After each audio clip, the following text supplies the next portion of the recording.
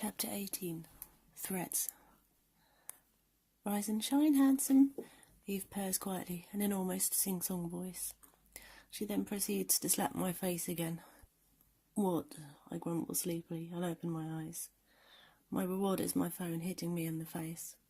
I am lying on the sofa, still wearing her robe over my trousers, the empty bottle of rum cradled in my arms like a small child, and Eve is bent over in front of me. Eve straightens up and glares at me. "Are you cheating on me?" she questions sourly. Groaning, I sit up and release my hold on the bottle, rubbing my face with my hands. "Come on, Evie, don't start with that BS again," I sigh. "We've been over this about a zillion times already. I thought you believed me." "I've been reading your messages," she says, pursing her lips and folding her arms over her chest. "So why don't you tell it to me again?"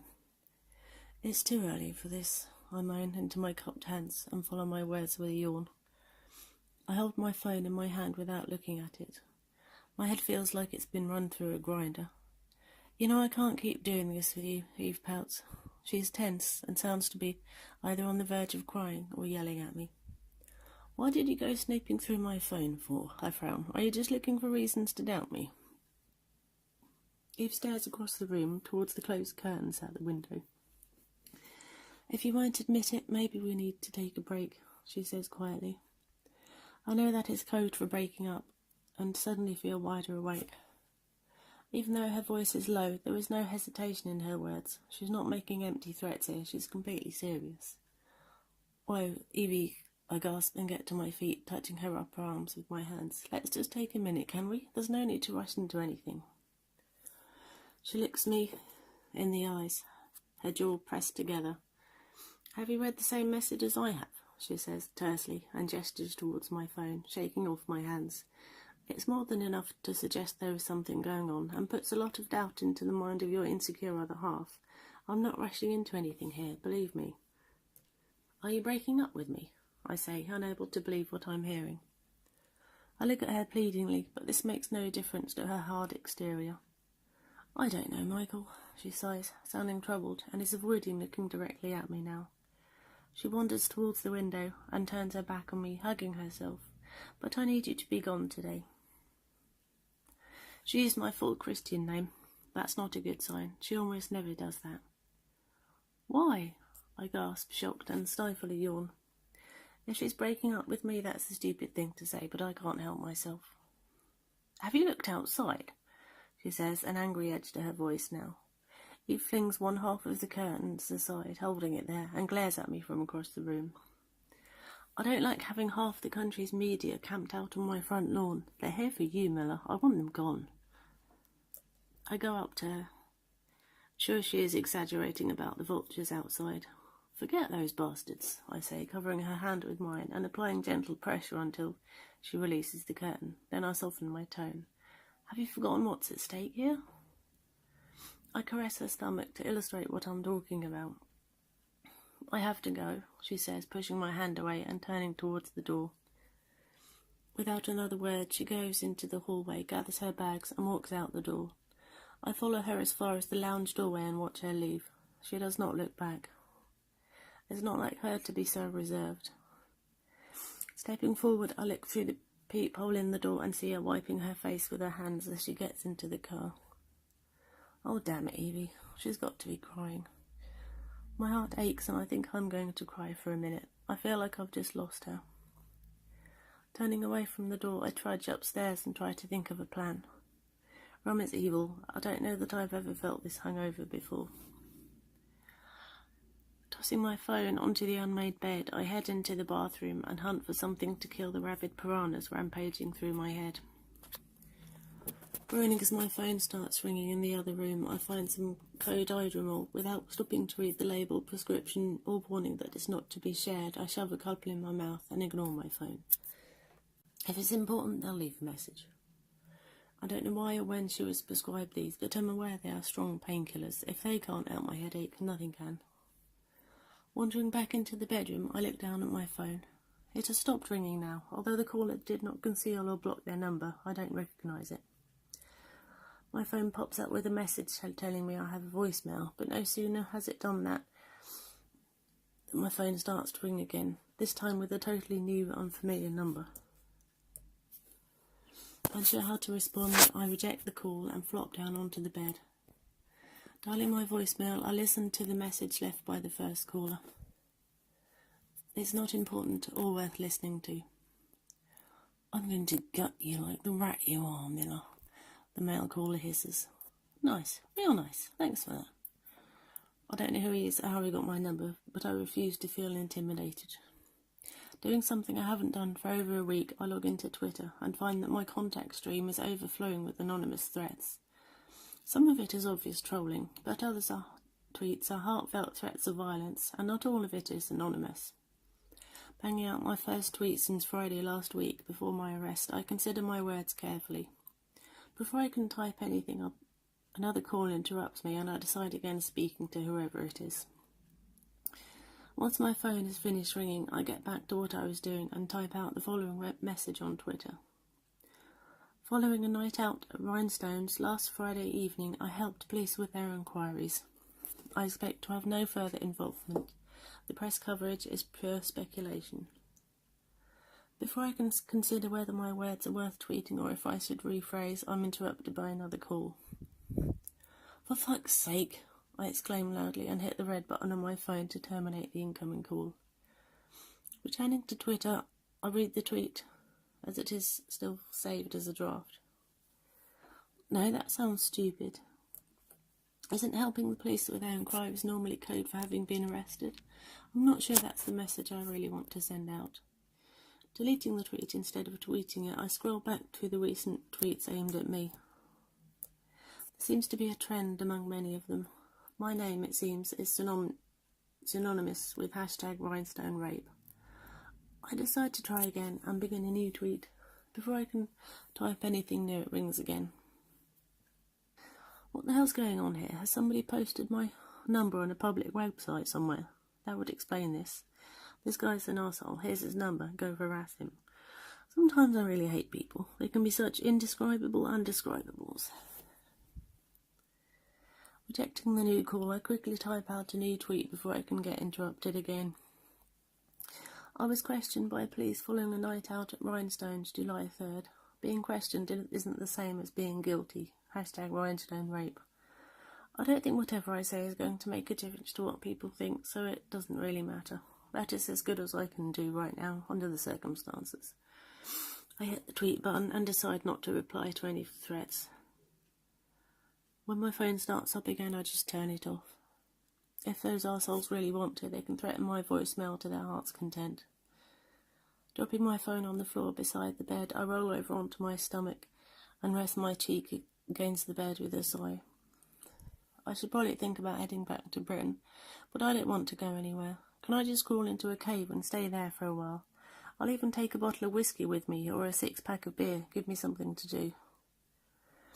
Pulling off the fluffy dressing gown, I take a moment to bury my face in the softness of her smell before forcing myself to get to my feet and head for the shower. My head feels somewhat better now. I knew that stuff was good.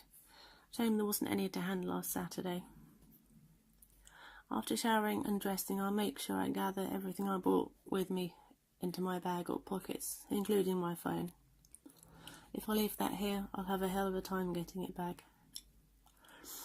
I have returned tickets and am due to leave on the 2:15 from LAX, so I should get there in plenty of time. Looking around the room, I tidy up the bed before I leave and hang up her robe, unable to resist. I have a tidy gene in me somewhere, and there are times when it surfaces, and I have the urge to neaten things up a bit. Looking over her chaotic dressing table, I get an urge to do something. I don't know if it's a crazy idea or a romantic one, or even if she will be impressed to return and find her mirror defaced in this way, but I stroll over there and do it anyway. Lifting a lipstick, I remove the lid and check the shade. It's a red, and well used from the look of things. That makes it perfect. Twisting the lipstick so that only a little is protruding out of the end of the tube, I put it to the mirror like a writing implement. I love you, Eve. I write carefully across the mirror. I would scrawl, but with lipstick it's not easy. Then I'll mark it with my curly, illegible signature at the bottom. Examining the lipstick, I see that it's not too messed up and there is still plenty left in the tube. Screwing the lipstick down to the bottom of the tube, I slip the lid back on and lay it back down on the dresser. Then I go and pick up my bag and head downstairs. I need to ring a taxi, but that means turning my phone on again and getting a minute between all these threatening calls. When we land in New York, I feel numb and a little hungry. I've come into Newark this time. I reset my watch because it's now tea time here. My flight back to Heathrow is not due to leave for about 3 hours. That means I have time to leave the airport and check out New York, but I don't want to go far. The hours can pass in a flash, and checking in often takes a long time. I get a taxi to take me down the I-78 Jersey Turnpike to Liberty State Park. Slipping my hands into my pockets, I stand and look across the bay for a while. This city was Mum's birthplace. New York, I mean, not New Jersey, and her place of death. I feel a little bit closer to her here, even though she was buried in the cemetery back in Norwich. This was where she breathed her last breath, and it was in her blood. She loved New York. I need you right now, Mum. I really wish you could hear me. There is a good view of the city skyline from here, and it's very nice, but there is something missing. It's still daylight, so there are no lights to see just yet. I wish it was dark. New York looks beautiful with all the lights.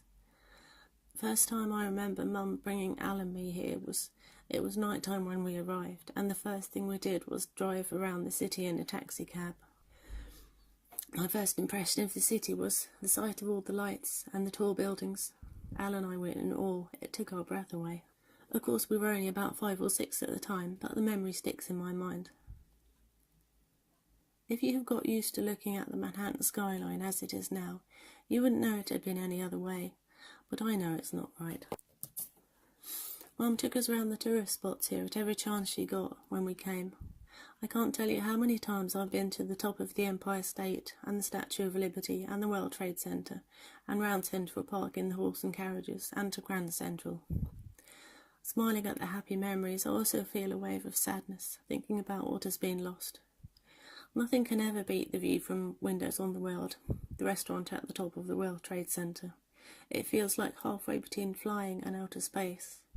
I love to stand at the restaurant windows, pressing my nose against the glass, looking at all the other buildings and the tiny people so far below. We went up to the observation deck on the roof too, but I always preferred the view from the restaurant. I feel sad that nobody else can enjoy that view now. There is a noticeable gap in the lower Manhattan skyline where those 2 glorious towers ought to be today, standing tall and proud, like steel angels guarding the city. Now the only guardian is Lady Liberty. She is beautiful but has nothing on the Twin Towers as far as height goes. There are plans to build replacements, rebuild the World Trade Center, but whatever the new building or buildings end up looking like, they will never truly replace the originals.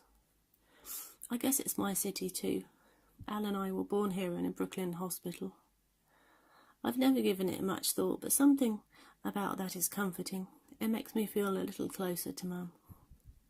Looking at my watch, I see that an hour has passed. I should go and eat something, maybe at the airport. It's a good idea to stay close so I don't miss my flight. I just wish I had longer now that I'm here. I'd love to go around all the old places we used to visit, see them again, and remember the good times we had. Maybe one day. There was just the one place that can't be visited ever again, and it's a tragedy. Of course, that horrific day when the towers fell was a huge tragedy. All those innocent people. A bigger one than the simple fact it's gone. Noticing a hot dog stall, I wander over and purchase a hot dog. Then I catch a cab back to the airport, eating the dog en route, and the driver doesn't seem to mind. You know, you remind me of somebody, the driver says in his deep local drawl as he frowns at me thoughtfully in the rearview mirror. You look like... He leaves the sentence hanging, perhaps still trying to put a name to my face. I ain't nobody, buddy. I shake my head, letting my American accent come out. He turns his attention back to the road, but I bet you anything he's still mulling it over. So where are you from? He says, sounding like he's making casual conversation. Here and there, I say vaguely, watching the world pass by out the taxi cab window. I don't know if I can face going back to work tomorrow. I feel so depressed. Uh-huh, he murmurs. Where are you headed? Across the Atlantic, I say, still looking out the window. It's helped take my mind off things working this last week, but I don't know if I can carry on with so much up in the air. What do you do for a job, buddy? The driver says, sounding curious. I'm an actor, I say, reply, without thinking about it. He snaps his fingers. That's it, he exclaimed, sounding excited to have solved the puzzle. Of course. Well, no, damn it, why didn't I say I'm a mechanic? There was a time, back when I first started getting serious work as an actor, that when people asked me what I did, my old job title just fell out of my mouth and I had to correct myself. You're Michael Miller, aren't you? He says, not seeming disappointed by this prospect. I shake my head. Still trying to patch things up with Eve? He says, glancing at me in the rear view with a slight smile. I hope things work out for you, buddy. Honestly, I do. Would you believe I knew your mum? I stare at the back of his head, slightly wide-eyed, trying to work out if he's messing me around. He laughs and carries on talking. Oh yeah, Grace Kennedy was a real amazing lady. A knockout, he says wistfully. But I'm sure I don't have to tell you that, huh? With that he laughs again, that hearty, deep-throated New York laugh. He knows her maiden name. He might be serious. You knew her? I say hesitantly. How? Oh, me and Grace go way back, son. Went to the same high school and even went steady senior year, he goes on.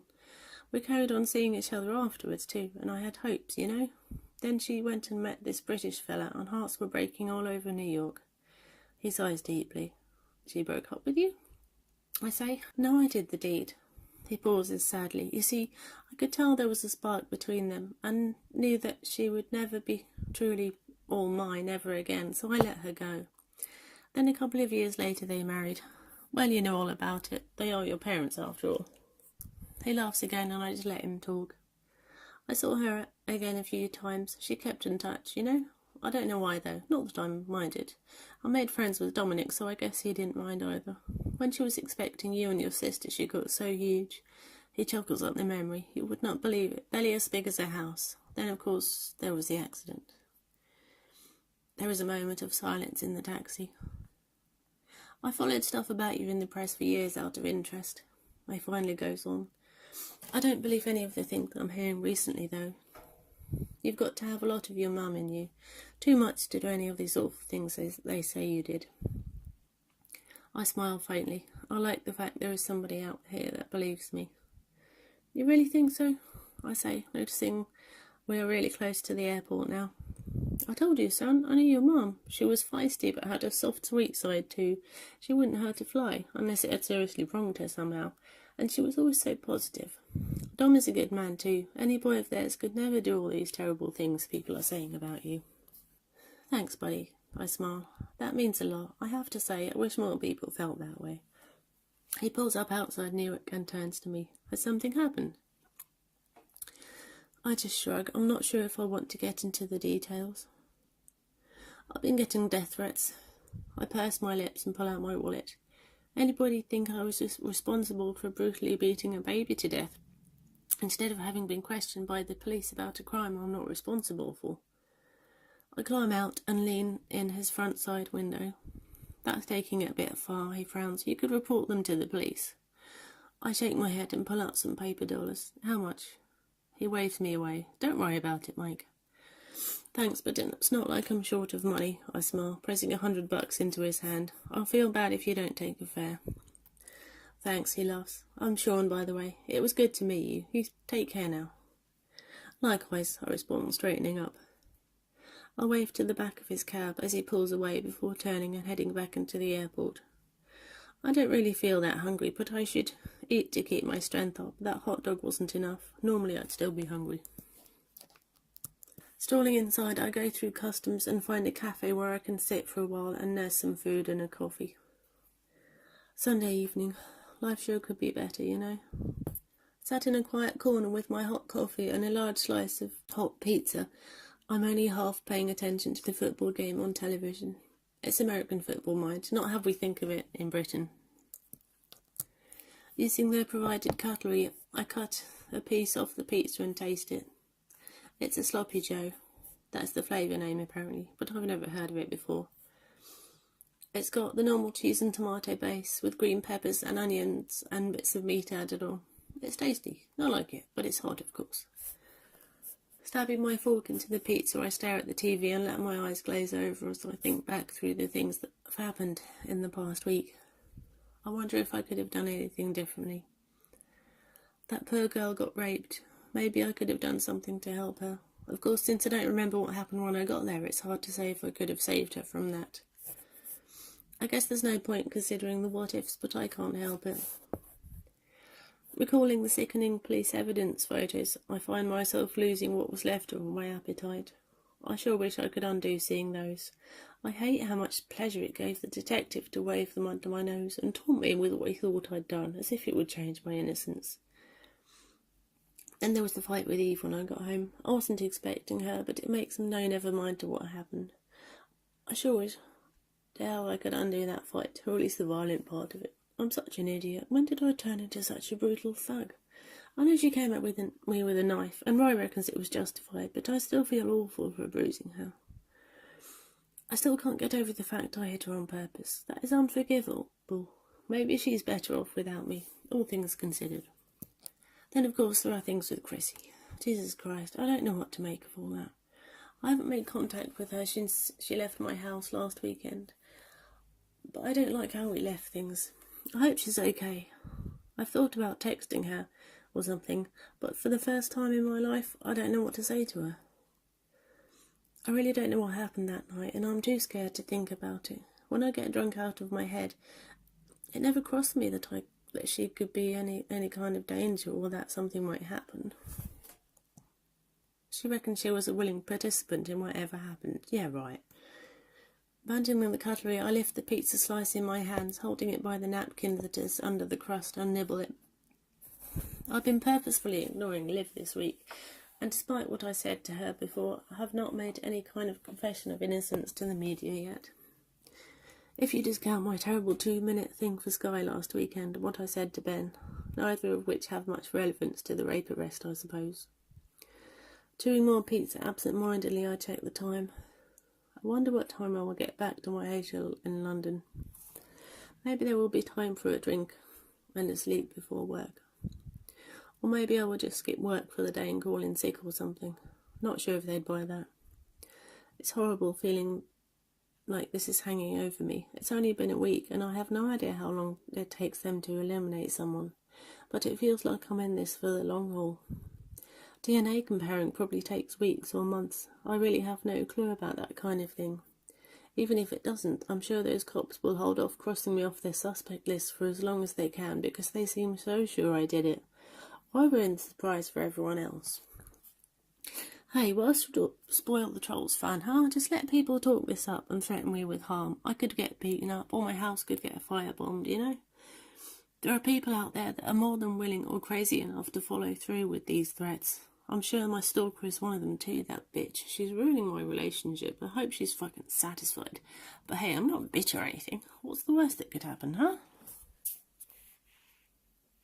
This story is now available as an ebook, so please check out the link in the description. I'd love it if you would buy it. And please note that you don't have to own a Kindle to read ebooks, because I don't know if everyone knows this. There is an app that's available. So yeah, please check it out. It's so exciting.